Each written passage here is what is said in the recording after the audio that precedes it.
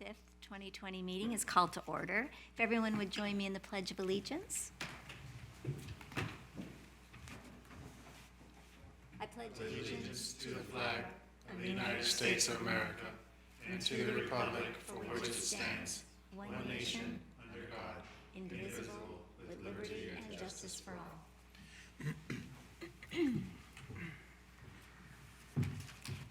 Julia, would you do roll call?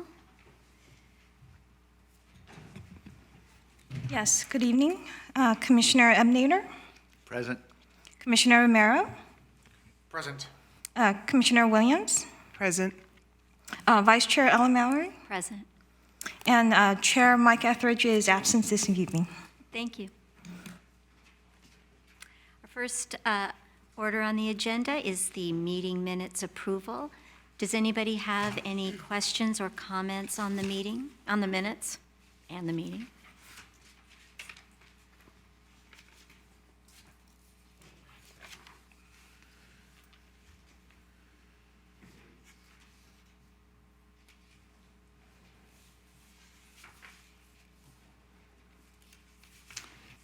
No? Okay, seeing none, is there a motion to approve the minutes? I'll make a motion to approve the meeting minutes. Is there a second? A second. All those in favor? Aye. And those opposed? And no abstentions?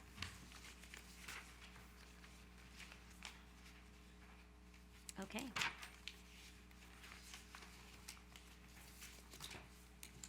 It's now time for public comment. If anybody has anything to say on an item that is not on the agenda tonight. Do we have any speaker slips?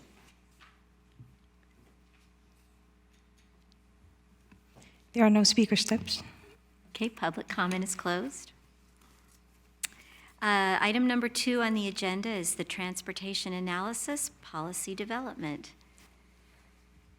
Hi, good evening. Sue Ellen Atkinson, Principal Transportation Planner with Public Works, and I have with me Damian Stefanakis, Principal Planner from Kittleson and Associates. And we will be talking tonight about SB 743, just a brief educational introduction and overview of the city's work to date and planned.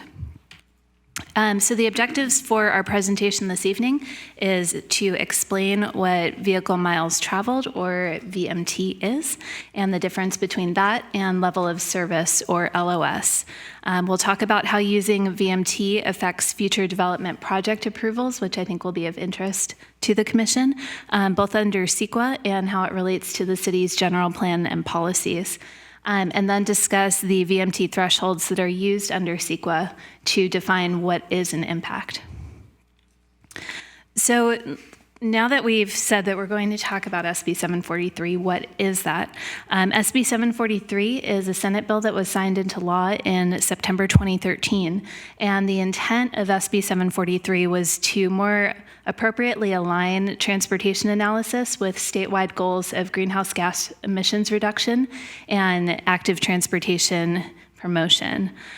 This required changes to guidelines for the California Environmental Quality Act, or CEQA, and the primary purpose of SB 743 is to reduce greenhouse gas emissions related to vehicle travel through trip reduction.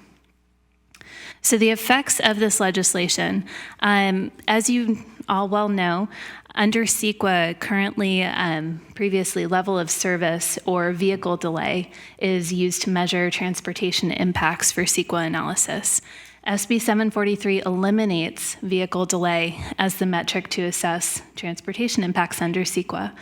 Note that SB 743 only affects analysis for CEQA purposes, so that's important to note throughout the presentation.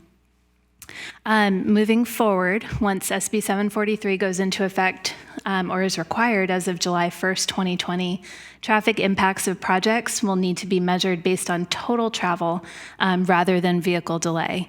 And that means a closer relationship between emission reduction efforts and transportation impacts for projects. To assess total travel, the recommended metric is vehicle miles traveled, which encourages multimodal transportation, so higher transit usage, more walking and biking, shorter trips between land uses, and it does, in effect, promote infill development. So what is vehicle miles traveled? Essentially, it's the total daily miles driven by vehicles. So that's both to and from land uses, and it's typically measured per capita or per employee. It includes mileage driven within and outside of San Mateo, which is different from level of service, which analyzes very local impacts. VMT realizes that the borders of jurisdictions don't really matter, and it measures travel both within a city and beyond the borders. So for an example, in a 3-person household, if person number 1 has a 50-mile round-trip commute to and from San Francisco by car, person number 2 has a 7-mile commute, home, school, groceries, gas station, and then back home. And then person number 3 walks home from school. The total VMT is the total number of miles, 57, divided by 3. So that's 19 VMT per capita or per person. So SB 743 was signed into law, and the Governor's Office of Planning and Research was assigned to provide technical advice on how to actually implement the legislation. So OPR published a technical advisory in December 2018 that provided recommended thresholds for jurisdictions to implement. So a certain percentage, 15% below the average VMT for a jurisdiction is what OPR has recommended as their threshold. They have not included specific mandates in the technical advisory. Each jurisdiction is instructed to establish criteria for determining what is a significant transportation impact.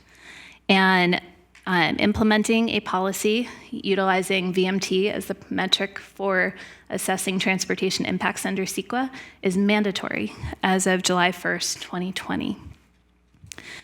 So from a city's perspective, the city reviews development projects to identify any environmental impacts under CEQA. We must update our traffic impact guidelines to utilize VMT as the metric for assessing transportation impacts under CEQA. We have the ability to select the thresholds that we're assessing, but if they differ from the OPR advisory, then we have to provide evidence and support for why we're doing so. Under level of service, LOS, mitigations for projects are typically infrastructure in nature, so widening roadways, installing signals, doing signal optimization, basically things that allow more vehicle throughput. And under VMT, the mitigations are transportation demand management or TDM measures. So options that increase the use of other modes of transportation aside from driving alone. And the city also has the ability to identify when vehicle delay, or LOS is the primary metric for that, will still be used for non-CEQA purposes or to assess projects. So I'm very sure that you're aware that we're undergoing a general plan update led by our colleagues in CDD. The VMT policy will affect the new circulation element for that general plan and will be integrated with that. Public Works is coordinating with CDD on this policy update and with any integration that's necessary for the VMT policy with the current and the future general plan. As noted, this SB 743 requires that VMT is used for analysis under CEQA. Entities are still able to maintain LOS within their general plan, and some cities that have already implemented VMT policies have kept LOS standards in their general plan or in their transportation impact guidelines. The Climate Action Plan was also before you recently, and the SB 743 legislation requiring VMT is in conjunction with the Climate Action Plan goals in any VMT policy that the city establishes to reduce vehicle miles traveled will also reach the goals of the Climate Action Plan with relation to transportation. So with that, I will pass it off to Damien for the remainder. Thanks, Sue Ellen. Damien Stefanakis, Principal Planner with Kittleson. This is a pretty complex subject, so we're tag teaming the presentation. So what are the VMT impact thresholds that we're going to develop? Essentially, the city has contracted us to assist with development of thresholds, development of applicable tools for use in this VMT process, and then help the city with the guidelines for the process. So this is a pretty new thing. I mean, everyone's really trying to figure it out. While the OPR guidelines have become final in December of 2018, many jurisdictions have been pretty slow to move ahead because they've been waiting to see what everyone else is doing. And the timeline is looming, so now is the time that we're going to be starting to develop these guidelines for the city. So key OPR guidelines do include the following. VMT is the appropriate metric, as Suella mentioned. They do break out different types of land use and what type of metrics should be used associated with each type of land use that OPR and SB 743 believes do increase emissions because of travel. So residential projects would be measured on a VMT per capita basis, and the ultimate goal is to have the VMT per capita be 15% below existing regional levels. And we'll talk about what the regional levels means later. Office projects would also be measured on a VMT per employee or VMT per job basis with a goal of 15% below existing. Regional projects, OPR is indicating that the total VMT shouldn't be higher, the net increase shouldn't be higher than before and after. So they're not establishing a 15% goal there. Now, lead agencies do have ultimately the discretion to set the standards, and that's what San Mateo is going to be doing. Next slide. Now, there are some screening criteria that OPR is recommending. Some projects may not require VMT analysis.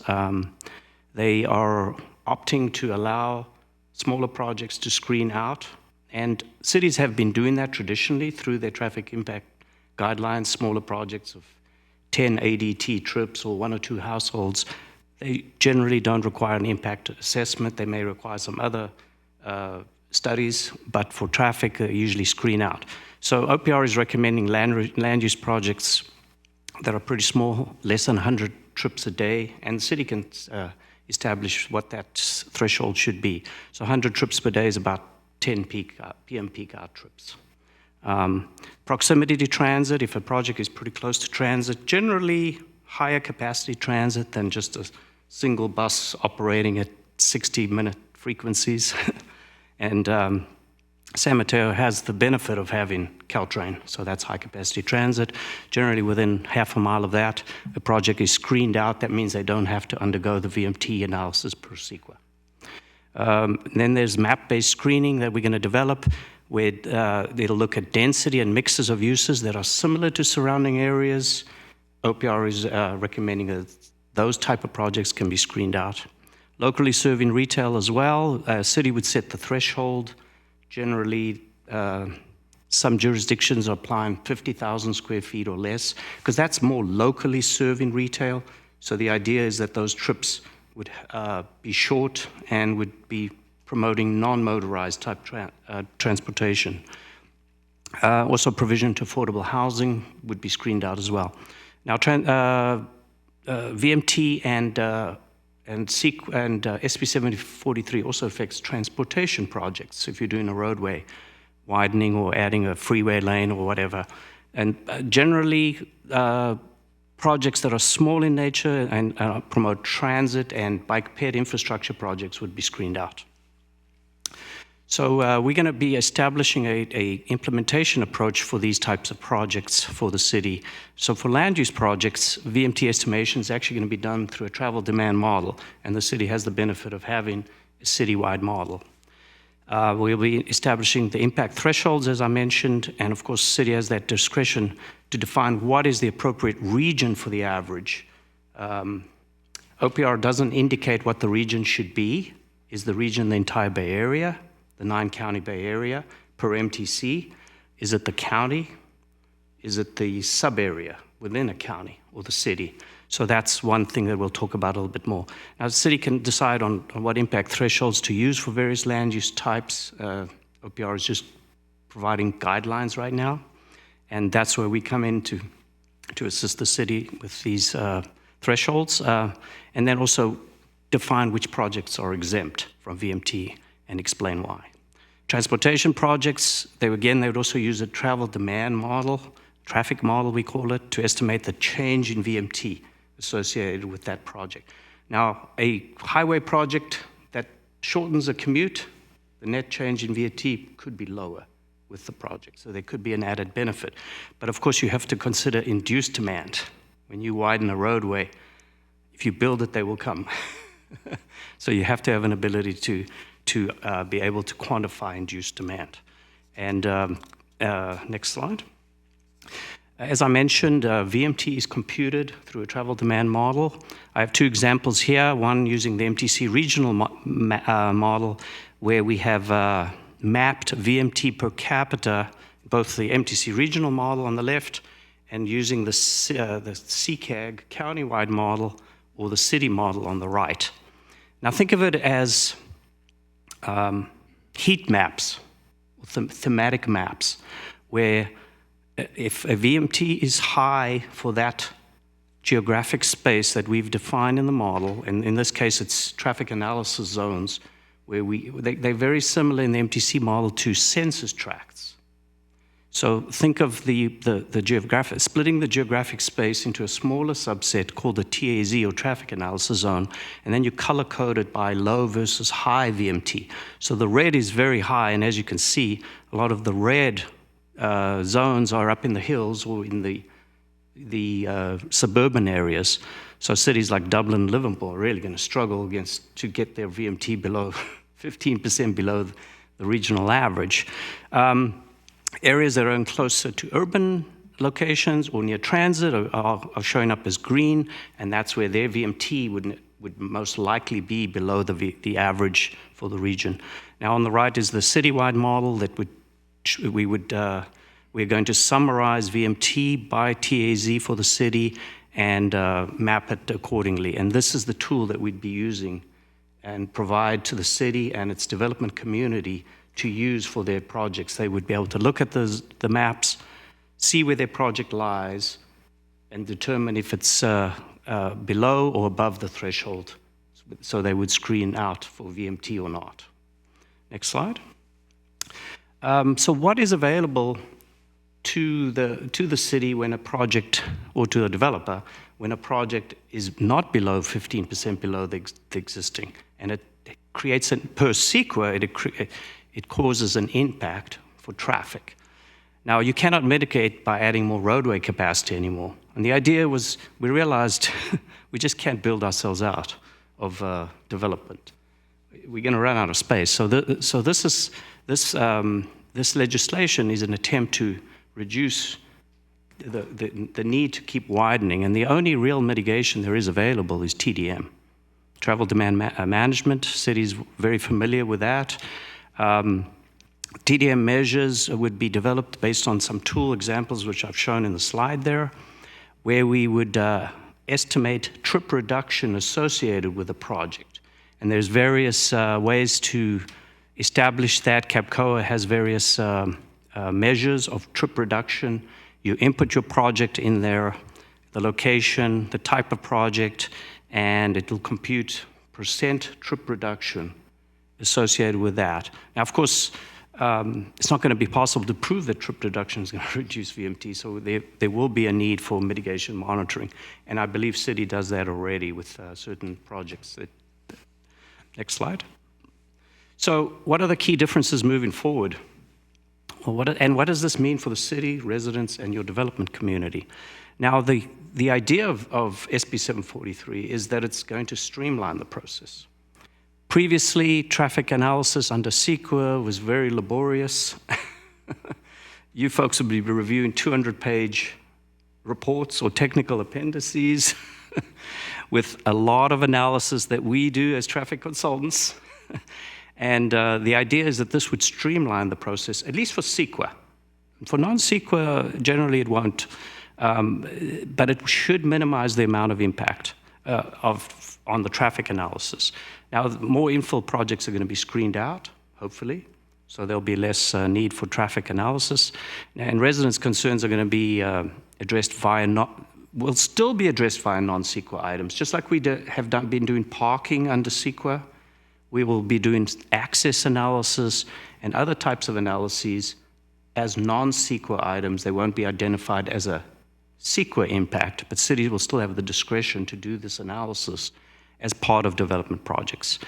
Now, the city and council will probably still see VMT and LOS side by side for future development projects. They'll just be labeled differently, and they will probably reside in different parts of the report. Now, as I say that this is going to streamline the process for CEQA, it's going to streamline traffic. It won't streamline all the other chapters that are relevant to CEQA. It's just the traffic side. Roadway improvements are going to be tied to a transportation impact fee. And so rather than each project implementing its own roadway improvements, they will pay into a developer fee, and then city will implement that. But you can still include local improvements as part of conditions of approval. Next slide. So where are we now? We just kicked off the process. We got under contract in January. City's been thinking about this for a while. Knowing that the deadline is looming, we're going to finalize this approach. We're going to develop the metrics and the thresholds, and we're going to develop the maps and other tools necessary for this. Over time, you'll be seeing some of these tools as we present them. We're going to prepare the traffic impact guidelines. They're going to be consistent with SB 743. Well, of course, we'll have to achieve consensus on the information. What do we include in these guidelines? And also, what do we include for cities' approach to level of service? And how is that going to be framed? And we'll initiate TDM and VMT estimating tools to make it simpler for city staff and your developer community. This will require research into what tools to use and what appropriate TDM measures.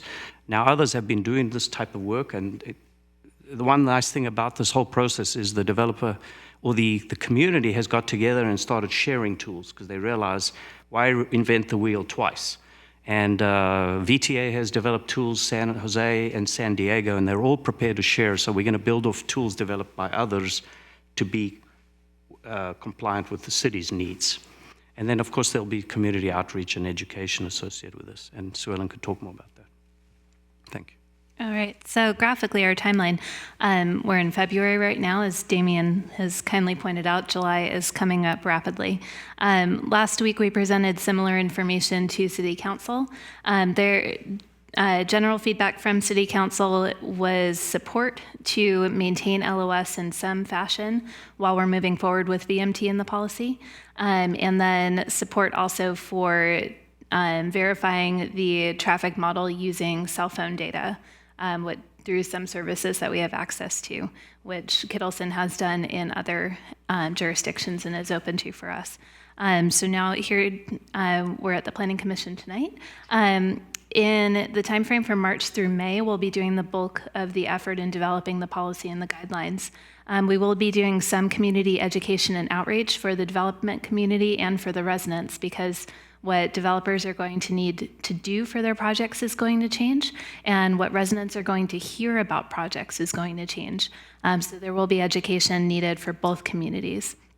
We expect to come back to Planning Commission in May for a study session with the draft policy to get feedback, and then incorporate that feedback into the policy and bring it to City Council in early June for adoption, in order to make the state mandated deadline of July 1st. After July 1st, we'll have implementation of the new policy and then continue work on the screening tools and the TDM tools and educational materials to help both residents and the development community in understanding the process moving forward. So that concludes the staff presentation, and we're available for questions. Thank you. Thank you. Why don't we touch on commissioner questions, and then maybe we ask for comments from the audience before we give our final spiel. Does that sound good? Can we start with you? Sure. I don't know if I have too many questions. Let's see. One of the, I made a few notes as you went through it. It was a lot to understand in a quick time. So I made a note that if we could look at page 7 of your presentation and see what this means. And I think it was answered later, actually, when you gave an example. But I wanted to know what non-CEQA purposes would be. Like, it says you'll identify vehicle delay or LOS. It'll still be used for non-CEQA purposes. So I wasn't sure what that meant. You did say later that there was an example of like parking, but can you explain what that means? What non-CEQA purposes would be? Yes. So previously, when you folks have been reviewing projects that have come before you as a CEQA document, there have been some non-CEQA items in the reports, and parking is one item. Parking is not a CEQA item, but it still gets addressed in our studies because city is interested in it. Another item would be access, local access to the new development site. Mm-hmm. Now, SB 743 precludes you from doing level of service, but how are you going to know if that access point works? How are you going to know if the delays are huge and the queues are extensive and cause a hazard or a safety problem? So those are what we term non-CEQA items, because in this case, CEQA is just going to be VMT. But the city cares about a lot more than that, so those are the non-CEQA. And then building off of that, our current general plan identifies LOS as the metric for, we have a LOS standard in the general plan. So to maintain general plan consistency for the projects, we do still need to do the LOS analysis. Mm-hmm. It just would not be the primary metric for assessing if there are impacts under CEQA. So it's more to fulfill our local responsibility and what's in our general plan and to maintain consistency there, okay. But it wouldn't be submitted for CEQA. Okay, that makes sense. Let me just see what else I had noted here. On page 9, I had a question about, so I made a note here about retail projects not increasing the total VMT. So why is that? Maybe it's intuitive, but I'm not getting that. Yeah. So OPR in their research realized that retail projects, if you add a retail project, there's no way you're going to be able to get 15% below existing levels for. So what they did is they set the standard as long as a retail project that you add in doesn't increase the VMT area-wide. So this would favor local neighborhood type retail rather than massive big box, which are more regional in nature and do attract a lot more trips. So they've set the standard as increases VMT versus doesn't increase it. That's the standard for retail. And then you would screen out for smaller retail. So this would really just affect large retail projects. I use the travel demand model. Instead of using the thematic maps, we just compute total VMT with the project, total VMT without the retail project, and see what the net change is. And the reason why they think it could reduce when you add retail, for example, if you added an IKEA in a certain location, and folks had been traveling to the IKEA in Emeryville, and their commutes, their travel distance was 25 or 30 or 40 miles. Now it's going to be 6 miles average. That retail could actually be locally reducing in terms of VMT. That makes sense. Thank you. Yeah. I have a couple of questions. In one of your slides, you said that one of the non-requirements was half a mile from public transport. Mm-hmm. So is that Caltrain or is that bus and Caltrain? Because at what delineation do you take that people would take more Caltrain than the bus? So the screening criteria, as it stands under the OPR guidelines, if it's within a half mile of regional transit, so Caltrain qualifies as that, would be screened out. And then there's additional criteria for high quality transit, which is defined as transit that is every 15 minutes or less. And I believe that Samtrans now meets that for its ECR route. And we do have a couple of stops that may qualify for that. But any bus service that is 16 minutes apart or more would not qualify. And that's essentially all of the options that we have that would qualify under transit in the city. Okay. And then you had a map that you showed the regional and also the local VMT per capita. This map is year 2040. We have San Mateo at 10 to 20 VMP per capita. Is that our goal, or is that what it is now with the 15% reduction to it be that in 2040? So the maps here just show the VMT by TAZ. Those aren't the goals. That's just what that geographic space's VMT is. I haven't shown locations that are above or below the average because we haven't computed the regional average yet, because we haven't decided what regional we should use for San Mateo yet. We're still going to do that research. The regional could be the entire Bay Area, or it could be the county, or it could be a sub-area of the county.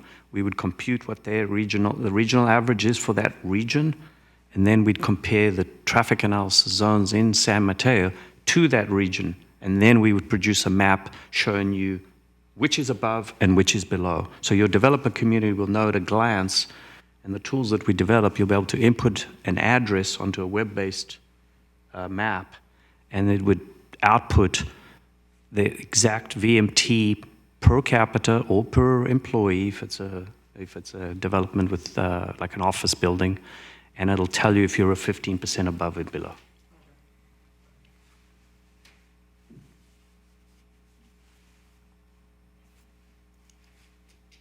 Through the chair. Thank you for your presentation. I've been excited to finally understand VMT and see it implemented statewide. Normally, I like brevity in a meeting, but this one could go on for hours and I'd be fine. Yes. My suggestion would be to maybe slow your presentation down just a little bit because it is a lot to grasp, especially the first evening. And I know selling to the public is going to be somewhat of a lift. But thank you for the good, concise information. So I do have some questions, and I will kind of scramble around because I had to take notes as you guys were talking. So we're going to be using a combination of LOS and VMT. Will level of service be a valid defense to oppose a project? So the city will still, for every development application that comes before the city will have to make the usual findings, like for site plan and architectural review and so forth. And I think a pretty common finding is that the project won't negatively impact the neighborhood, the quality of life in the neighborhood. And so a project's effect on the level of service standard will be a factor to consider when you're deciding whether or not a project will negatively impact the neighborhood. So it's still a valid finding to be made. So if it is a residential project and the LOS drops below a 45-second wait time, below a D minus, is that something that the public could use or somebody could use to oppose a project, or is that still overridden in a residential setting? Well, this is all very new, but as it stands now, it's my opinion that could be used to oppose a project. Okay. So, and I don't want to get too deep because we're all going to learn this over the next months to years, but it would have to affect not the quality of life, but actually life safety issues. The findings, if we want to dig deep into it, we could go through the findings for a site plan and architectural review, because that's probably the most common application that comes before you. So if you wanted to, do you want to jump to your next question and I can look up those findings? Sure. Okay. I think, sir, I forget your name. I think you opened your statement saying we are not going to be using level of service any longer because we realize we cannot build ourselves out of the situations that we are in. Are you referring to the congested roads? Or what were you referring to, what we can't build our way out of? So I don't remember which slide that was. It was probably my first one. So we can't build ourselves out. We can't use level of service for CEQA. And CEQA, as a requirement, cities were tying level of service to with impact thresholds to CEQA, and the only mitigation you had available was to keep widening. Right. Or you do significant unavoidable SU findings. Right. So your only option was to widen. Now you don't really have that option under CEQA. You still may have it as conditions of approval when a roadway or an intersection does fail and the delay becomes excessive and the queues become excessive and it becomes a safety hazard, then you might have options at your disposal to address that situation, but you just can't do it under CEQA. That's all. VMT just addresses CEQA and doesn't address anything else. So you still may have options under your general plan and conditions of approval. If a large development comes along, you can't dump too much traffic on your local streets around that vicinity, and you may have to take measures. You just won't define them in the CEQA document as being an impact. Okay. I'm ready to go through the findings. Okay. So these are findings for site plan and architectural review. So the first finding would be the structure, site plan, and landscaping are in scale and harmonious with the character of the neighborhood. The second would be the development will not be detrimental to the harmonious and orderly growth of the city. And the third is the development will not impair the desirability of investment or occupation in the vicinity and otherwise is in the best interest of the public health, safety, or welfare. 4, the development meets all applicable standards as adopted by the Planning Commission and City Council, conforms with the general plan, etc. The development won't adversely affect matters regarding police protection, crime prevention, and security. So, for some reason, a 2 or 3 sentence paragraph now is seared in my brain where it says we can't oppose this project because it falls under. Oh, you know what? I think you're thinking of the Housing Accountability Yeah. Act. Right. And so that would apply to a strictly residential project. Right.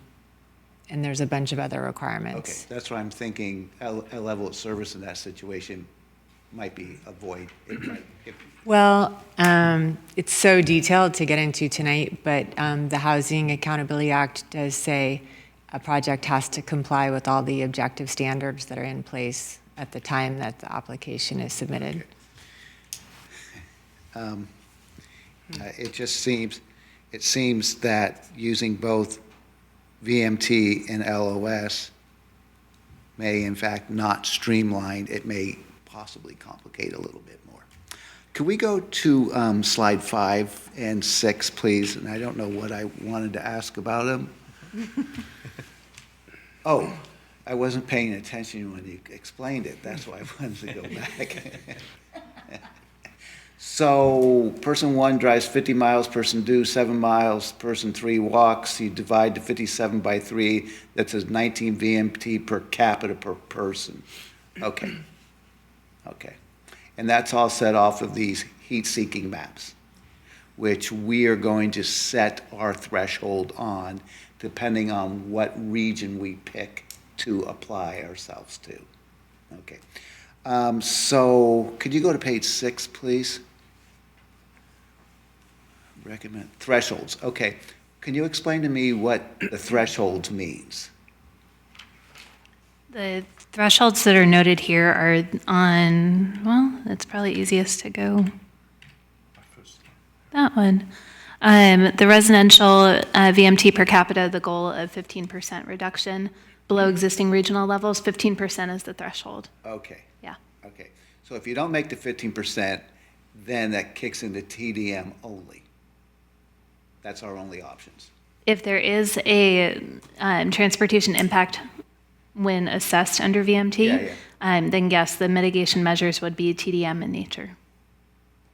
But we also may need to use a level of service if it impacts safety. Okay. Could we go to slide 8, please? Got it. So I'm still slightly confused on the VMT and the LOS. The LOS, as far as I've read, has not brought us the results that we had hoped to get, and it is now being replaced by VMT. What are we gaining by keeping LOS as part of our general plan guidelines as it applies to new development? I'm a little not clear there what we're gaining. I think, from my perspective of reviewing transportation reports, there's analysis under VMT, which is excellent, but you still do need to know what may happen locally and what safety impacts there may be as a result of congestion, or what the traffic flow may look like as a result of a project going in. So I think that while VMT really gives us the ability to move forward in the state and city's goals for greenhouse gas emission reduction, we do still, I like data, I like having information available. I'd like to know what the local impacts are, and that's what we're able to see through LOS. I like the data also, I just don't know how it's going to apply or how it's going to work with the whole mix. Okay, thank you. Sorry, you guys, but This is helpful. Good question. so when we looked at the cap recently, I must have forgotten, but the VMT is now included in the cap equations. It must be. For greenhouse gas emissions reductions, VMT is utilized in the CAP and in general climate action plans throughout the state. It's calculated slightly differently than it is for transportation analysis.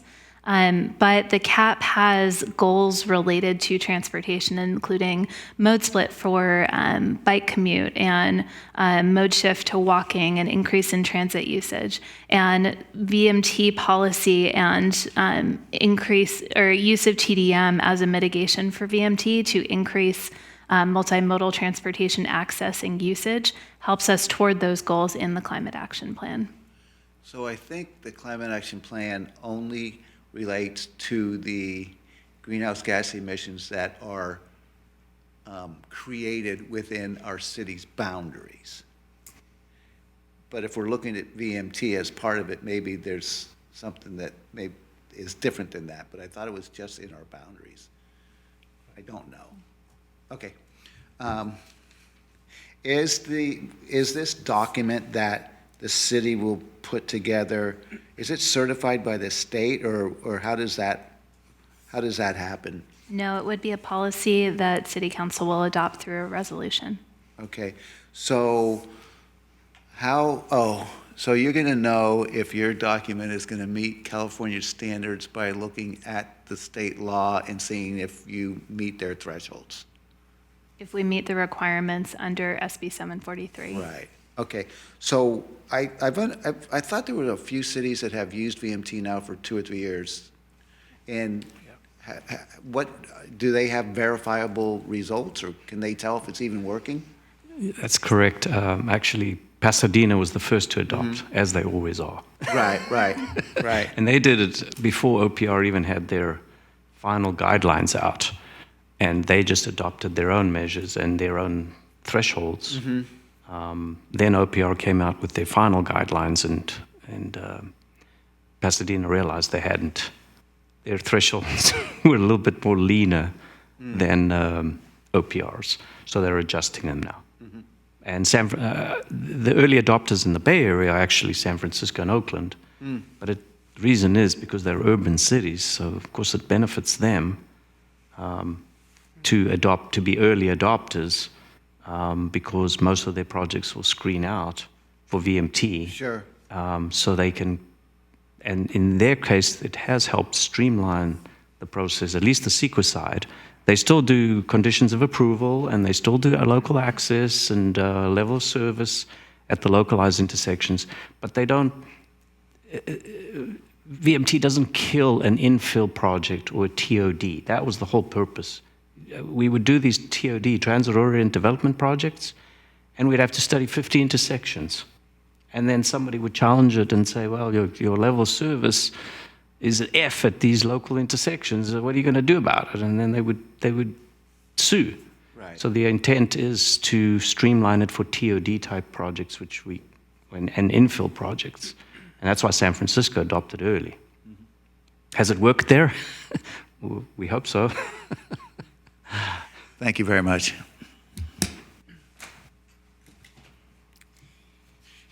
Okay, uh-oh.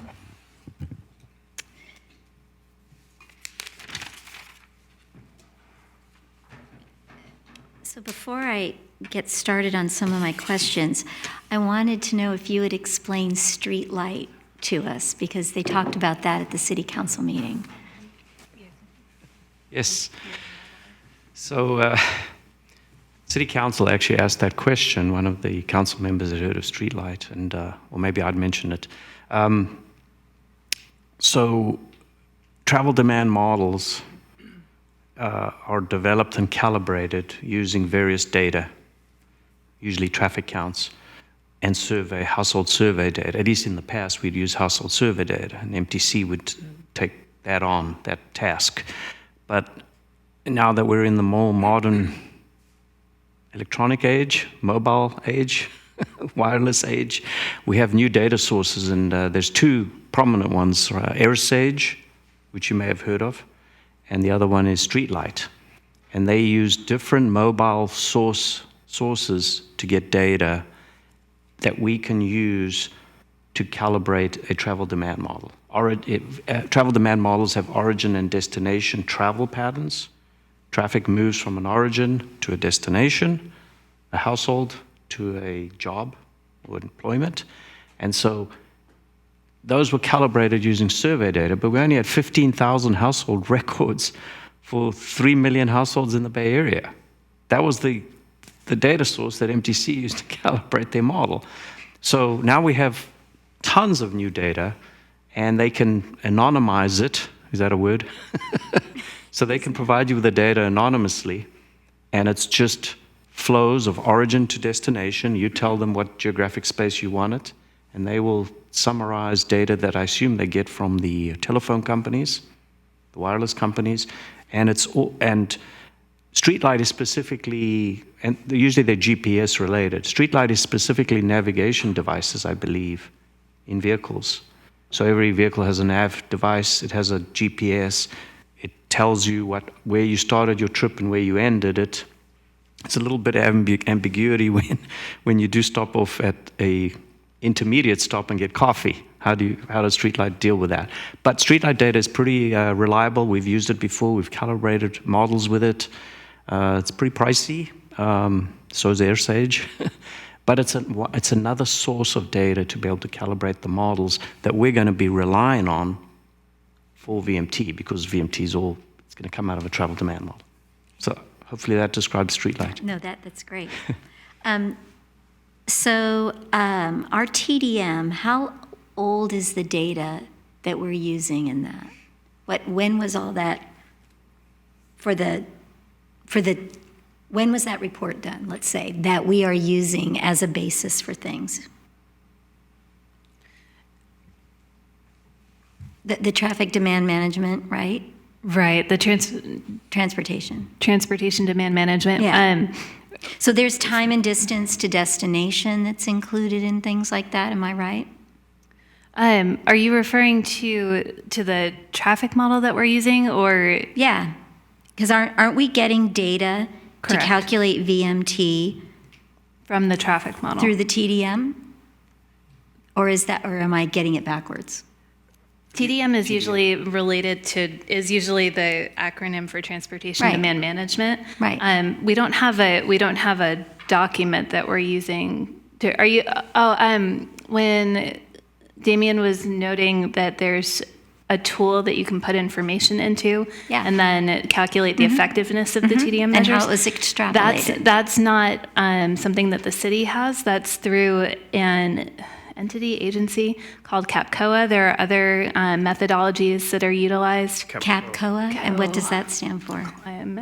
You have that CAPCOA accessible. is a acronym which I didn't put in the Oh, that's okay. presentation. So it's CAPCOA? Correct. Okay. Correct. When you see TDM plans that come as part of project approvals, you'll see that there's an estimate for trip reduction associated with each TDM measure.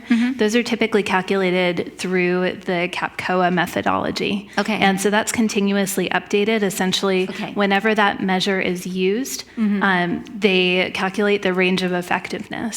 So Okay. for transit passes, it's 0 to 20% reduction in trips is what they've seen through implementation of that specific measure. There are other methodologies that are coming out now. I'm sure with VMT there's going to be additional, but CAPCOA is an industry standard that's utilized, and so far as I know, they're continuously It's just updating always that. being updated. Okay, Correct. that was one And question. CAPCOA stands for Quantifying Greenhouse Mitigation Measures. Oh, sorry. That's their To you paper. on that. CAPCOA is the Coalition for Air Pollution something. Yeah, I would have never thought of that. So, okay. So All right. they did the research, and they came up with the ranges of trip reduction that you could achieve through surveys that they did. Okay. And those are continually updated. But the underlying mechanism in our TDM tools that I talked about will likely come from CAPCOA, and I did mention, and other sources that the city may Okay. have, because city may have its own TDM plan. Some cities have their own TDM measures. CCAG actually has a TDM program that and guidelines that city usually adopts. Okay. CCAG is your Yeah. governing agency. So. Okay. And then, so you had the slide with the two maps. And I found the one on the right very interesting, that it's very much by neighborhood what the trips are per capita by area of the city. So given that, how do you choose the households that are used for the averages for the VMT? And are you selecting a diverse group of households throughout the city?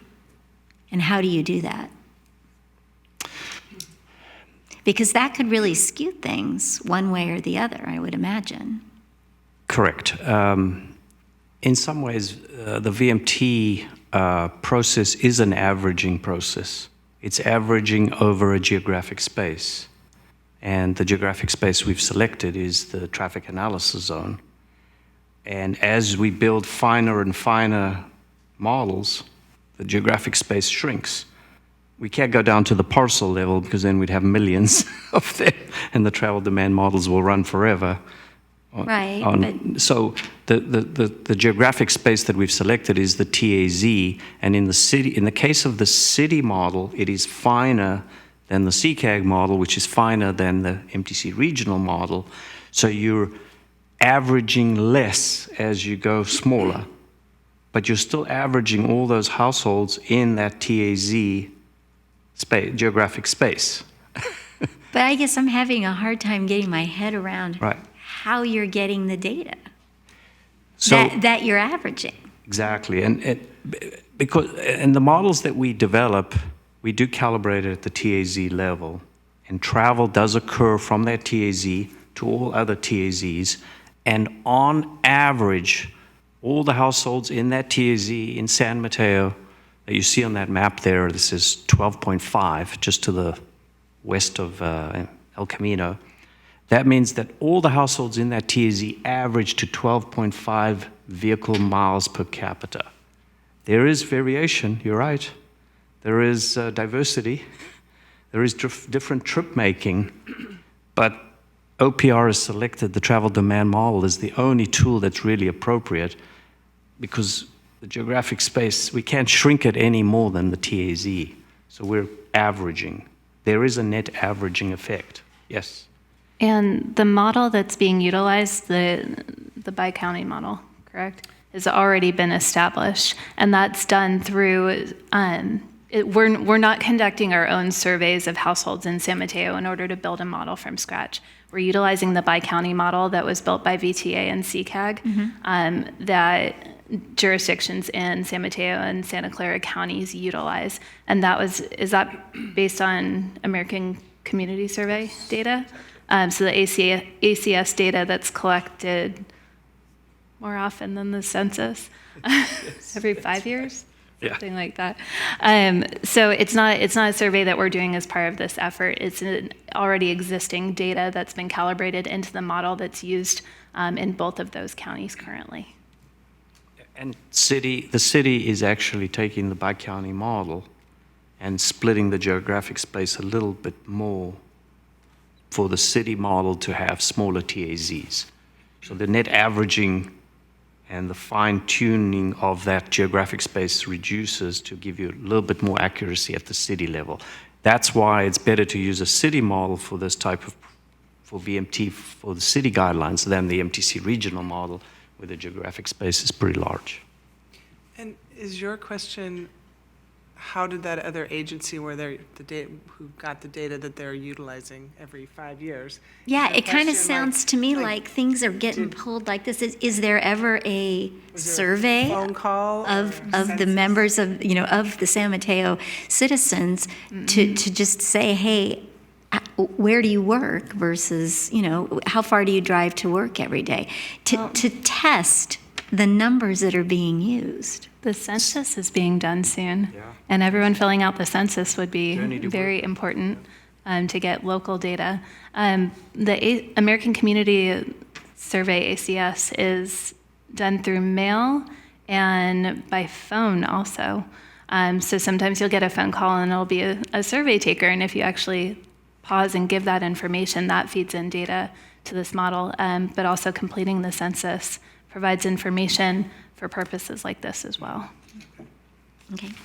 So, Go ahead. sorry, through the chair. I have a follow-up question. So from all the surveys and all the data collection tools that we're using, what's the return? So if we have a population here in San Mateo, of the city of San Mateo of 300,000, but only 15 or 30% of those are coming back and answering the survey, doesn't that skew also the percentage of numbers as well? Or what is the return, our return of all of these surveys and all of the data that we're collecting in correlation to the number of residents that we have in the city? Offhand, I don't know what our return rate is on the census or on the ACS data. We can probably look that up, but I don't have it available. And again, it's just a sample size. The survey is a sample size, and the original MTC household survey was 15,000 households out of 3 million. So that gives you an idea of the sample size. They went to diaries now where individuals would fill out their travel diaries, and they would be doing it online now. So they have improved that, but again, it's one data source, and that's why we talk about Streetlight and AirSage. And the surveys that are done at the MTC regional level that calibrated that model on the left, which the model on the right relied on, they achieved the correct flows, regional flows that MTC cares about, which is highways, freeways, and bridges. That's what and BART. That's what MTC cares about. The counties care about a little bit more finer grain, so counties would create a model and calibrate it, as Sue Ellen mentioned, to the ACS survey, and do a much finer grain calibration for the interests of the county and its residents and member jurisdictions. Now the city is coming along and taking that model where the regional flows are reasonably accurate and fine-tuning it and calibrating or validating it to the more localized area. And actually, VMT, these models are better suited for VMT, to be honest, for VMT type analysis, rather than turning volumes at a study intersection in 2040, our cumulative year, to do level of service. So in essence, the models are better suited to VMT than they really are for intersections.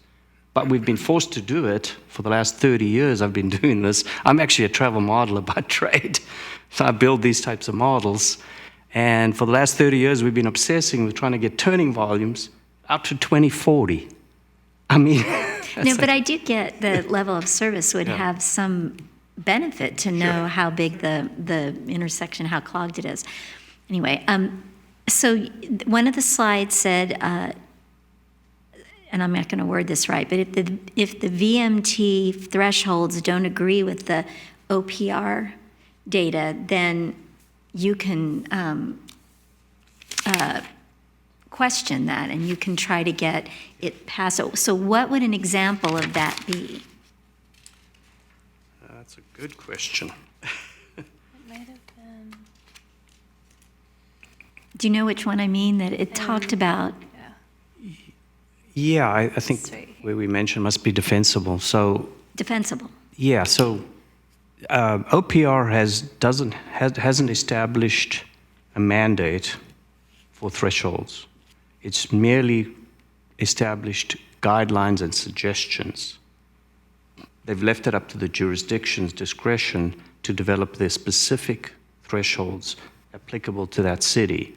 And we've seen a lot of jurisdictions have adopted different levels of thresholds that they feel apply to them, but you still have to defend it because OPR does have guidelines, but you have to justify it. And that, so Is we there, have to, is there an example of something like that? Would it be, I mean, I don't even know. yeah, there is, and retail is one of the examples where you Oh, can okay. set your own thresholds for how large a retail project you want to analyze for Oh, I VMT. see, and maybe where it's located in your city and if it serves a certain neighborhood. Right. Oh, And, okay. and also what the threshold for impact for VMT would be. Mm-hmm. City has the discretion. Okay.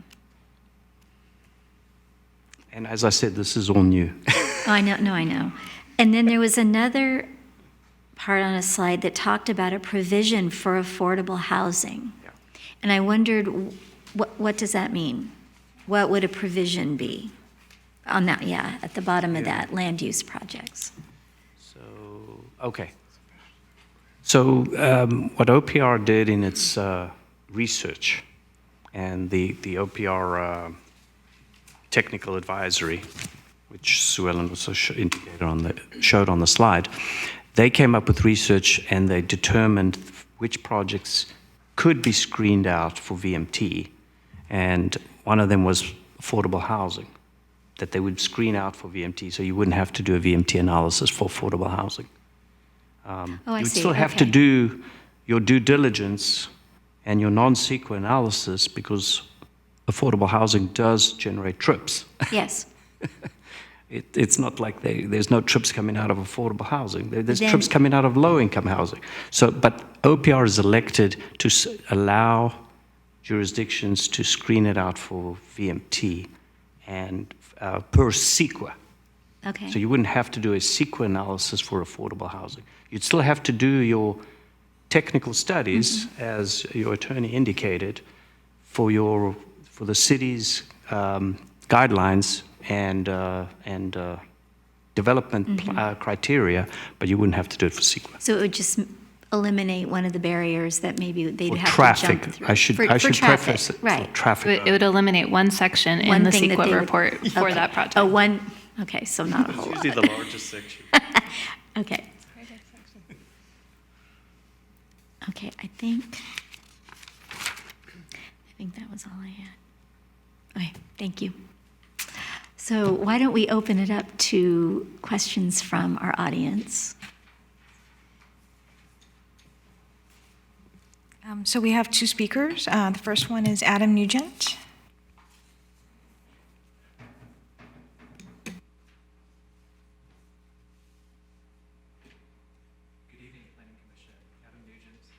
The Home Association of North Central, and I'm also a landscape architect. And I know this is wonky, but this is a really important and could have widespread impact on our city over time. One of the things that I wanted to talk about was level of service and VMT and our use of that in the future. But also, I just wanted to zoom out a little bit.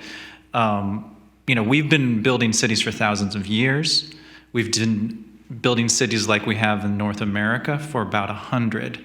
And so the impacts of level of service guidelines have had very short span for us to realize, and level of service and also just automobile dependent creation of our land uses had a really short timeline for us to realize what they're doing to us. And one of the things that VMT is really important for us to look at in relation to level of service is to see, well, what is the counterfactual? What would a city look like if we had been focused on VMT or that non-automobile usage? And it would probably look a lot more like Europe, because that's really what Europe decided to do. It was bombed in World War II, and Europe had the choice. They could go back to what they had been doing, which was more of a VMT model where people are walking for a lot of their things, using transportation, or they could do what America did in 1950. They chose not to do what America did. So what I'm getting at is the impacts of level of service are hard for us to see because it's the water that we swim in. It's just we're so used to it.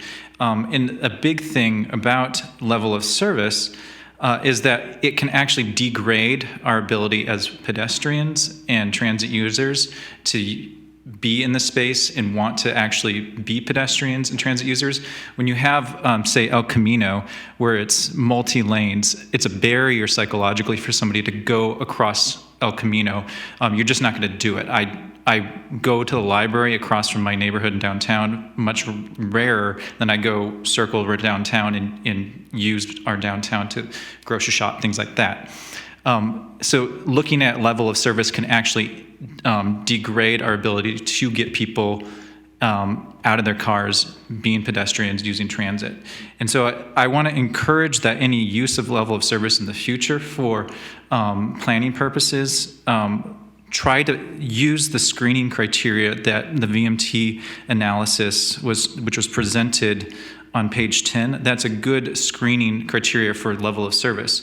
Apply that same criteria to any continued use of level of service. Because really, somebody like me who chooses to live near downtown, I live 3 blocks away, I drive my car maybe once a week. I have 3 or 4 grocery stores that I can walk to. I am walking every single day. I use public transit.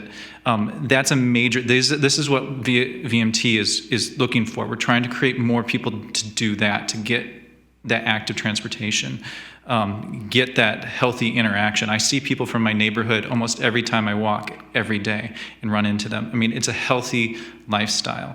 And so the impacts of level of service, when we look to widen intersections, create giant roads, what we're doing is we're really reducing the places where people can be comfortable walking around, like downtown. Downtown was created before level of service. That's why it's a distinct difference from the experience of walking around downtown than it is walking around El Camino near Hillsdale.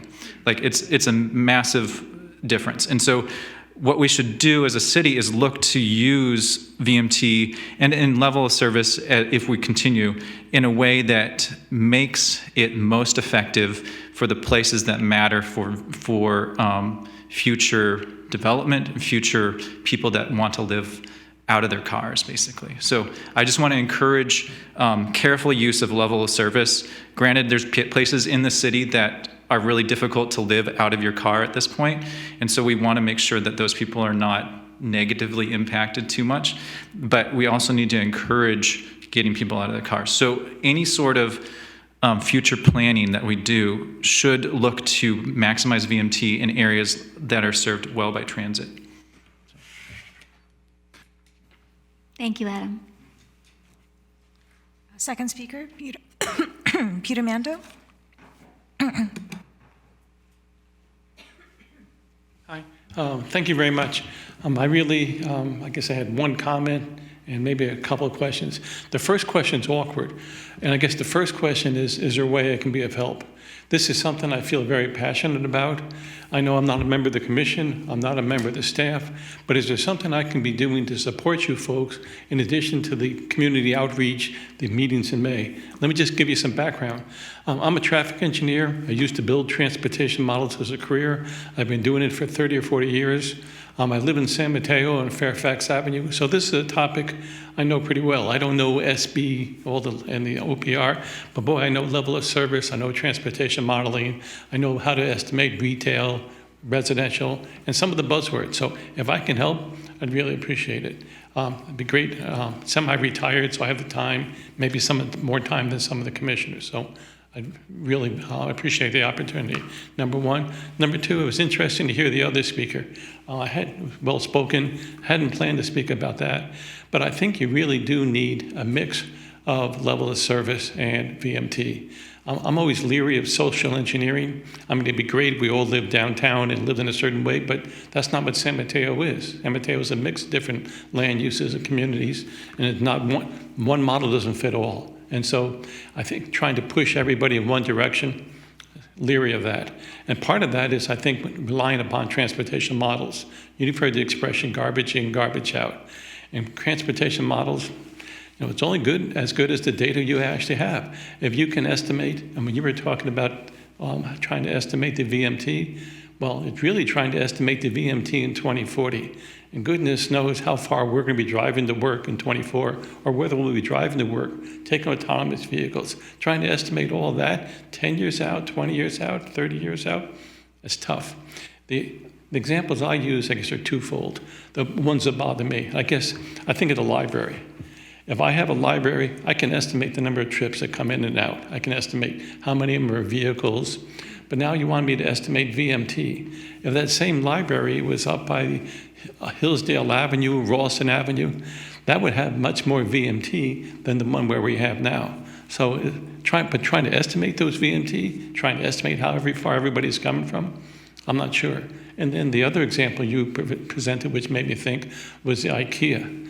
Well, ideally, if I built an IKEA, not that anybody would, at the Safeway by 17th Avenue in the El Camino, I could tell you that IKEA would attract people who would have otherwise driven to East Palo Alto or it's going to be over the East Bay, and therefore fewer VMT, and it'd be a credit to a community. But how about rather than IKEA, it's Peter's Discount Store. And I'm going to tell you, boy, I'm going to stamp up and down that this store is going to attract the same people those IKEA would. Now, how do you prove that I'm right or wrong? But I'm going to be able to say that because it has in the same modeling, therefore it's going to have less VMT than if I build some standard retail. So I guess the summary is, I think level of service is still important. I worry about modeling things in the future, and I'd appreciate the opportunity to help if there's some avenue to do so. Thank you. Thank you, Peter. Would anyone else like to comment? No?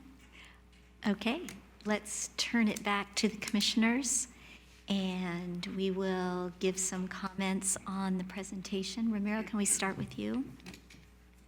It was a great presentation. Understanding that, I believe some of the toughest questions were trying to figure out data points and try to look at more futuristic, how we can get concrete data to look at more long-term approaches.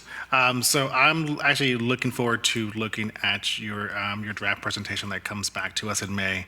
I would be more inclined to use local or county county VMTs rather than the regional, because I think county we do the more regional than we put in San Francisco, the East Bay, who have lower VMTs than here in San Mateo County. And I think the last report is that individuals in San Mateo or in the San Mateo County travel no more than 20 to 30 miles out of where they live. So we can try to keep it local, then we can get more of a concrete estimate on what that 15% reduction will look for the city of San Mateo. Those are my comments. Through the chair. So all of this is so interesting. So when we're talking about VMTs and you're looking at different neighborhoods and they say 15 miles per capita in that certain area, but that is only the people that occupy that area. That isn't a project that's in that area, or is it both? Meaning, an office building, the people don't live there. So if there's an office building in that area, that the VMT to that office is part of the whole area's average. Correct? Yes.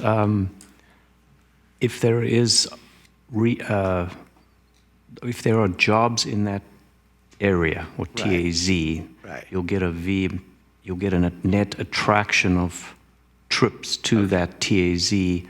And if you put an office building in that TAZ, you'll get a VMT per employee, which will be computed to the regional average.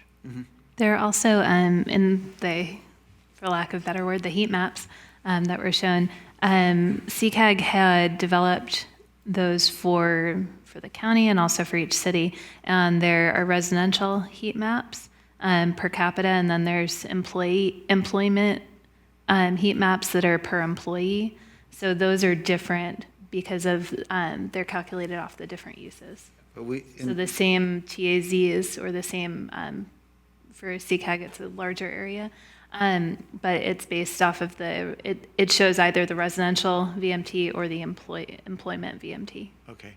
So the city of San Mateo does not collect data on where employees in the city reside, correct?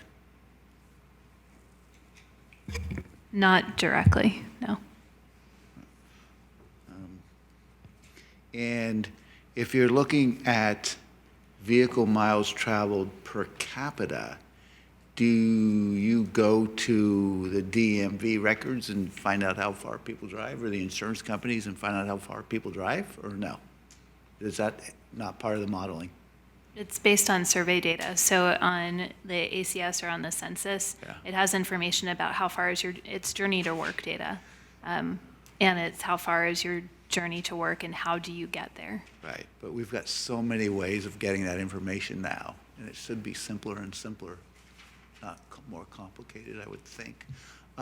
Okay, so two quick questions, or one statement, one quick question. I spent a year doing a climate action plan 5 years ago, and we spent a whole year studying that, and it turned out fine. You know, there obviously could have been improvements, and it has been improved since then. You're going to put this plan together in 2 or 3 months, bring it back to us. How are we going to know if it's any good? What threshold do we say, yes, we like this, or we don't, or does it even matter? I'm not being facetious, but how are we going to grade this and say, City Council, we approve this, and we think you should? I think that, and Gabrielle can jump in as necessary. The evaluation would be, does it meet the city's purposes and needs, and does it meet the requirements under SB 743? It's, I don't know, hopefully you're not grading it, but it will be, do the thresholds make sense? Does the screening criteria make sense? When we come back, what we've discussed is having a project that's already been approved, running that through this policy to see how it would be evaluated under VMT, and does that make sense in how that analysis is done? So it's really, is the policy that we bring back, is it meeting the requirements of SB 743 and bringing us into compliance by July 1st? But further, as far as we can tell, does it meet our needs? That said, we are frequently evaluating our policies and making updates as needed. We've both indicated this is new for everybody. So we're using what other people who have gone before have done. Other people are looking to us, even as early on as we are in the process. But I do think that this is something that we will be continuing to evaluate. And if it's not working in practice, then we can update it. Okay, so I wanted to be clear. I wasn't trying to be harsh. But for me to say, yes, this is good, it's going to be a stretch if I don't have something to compare it to. If I may add, OPR has, in their guidelines, has determined that a travel demand model will be the appropriate tool, and the travel demand models are calibrated, so we're relying on that travel demand model to give us that level of accuracy that you talked about, so we don't have to go out to the DMV and get all this data or talk to all the employees in a geographic space and find out where they live. And we've actually done this for some early VMT projects. We actually did some examples, and I don't have any case studies with me today, but we will show you how, and Sue Ellen mentioned that, how a certain project will go through the process. And so, but OPR has allowed us to use the travel demand models that are approved in each area. And so we don't have to second guess that travel demand model's level of accuracy, but we can still do the streetlight data to verify it. That's always a good policy. But in reality, we've been relying on travel demand models for level of service and turning volumes and intersection analysis out to 2040 for the last 30 years. We're just going to use the same model, but we're going to use it for VMT purposes now, which actually it's been designed more for VMT and general flows of traffic, origin, destination, rather than specific turning volumes. So what we're asking from the travel demand models moving forward is actually less than we've been demanding from them over the last 30 years. So I don't know if that helps. I appreciate that, thank you. So my last comment would be, I think part of this conversation was started with it could have the possibility of streamlining projects, and that was actually one of the key components for putting the climate action plan together, was so you could streamline projects. So to me, there's, and then you also say you want to make sure that we're doing the best for the city, right?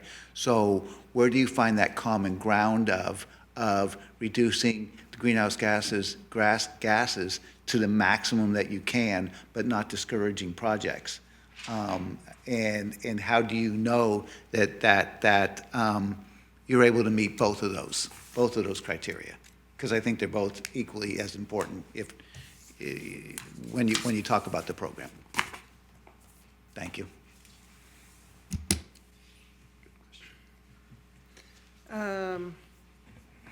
Thank you for your presentation. It was very interesting. I do think the comment that was made earlier that it went fast. There's a lot of information, and somehow going a little slower would be helpful, just to help me help people understand it to the best of our abilities anyway, as lay people in terms of transportation. I think it's important to take into account the two versions, VMT and I'm losing my level of service. Thank you. I'm losing the acronym there. And I think that part of it is that, I think the two public speakers actually both raised really great points of view and very thought-provoking. So it also made me think about the fact that, we're in a region where, we're in a city where we're surrounded by quite a number of different kinds of things. We've got rural areas and coastal areas very close to us that are, traveled to for, not just for work, but for recreation and all those kinds of things. And they are, they change on a, nice days, it's one thing, winter days, it's a different thing. So, so there's such a variety of kinds of travel trips that are taking place in our area, and not to mention that to the north is San Francisco, to the south is Silicon Valley. So, so I think I think there's a case to be made for both versions, and I think the level of service is important because, we do want to be looking at the local issues with regards to a project and how it impacts specific neighborhoods. I think that's all the comments I have, so at this point. Thank you. And I echo everybody's comments. including our speakers from the audience, I look at VMT as our goal. Getting people out of their cars, using public transportation, super important.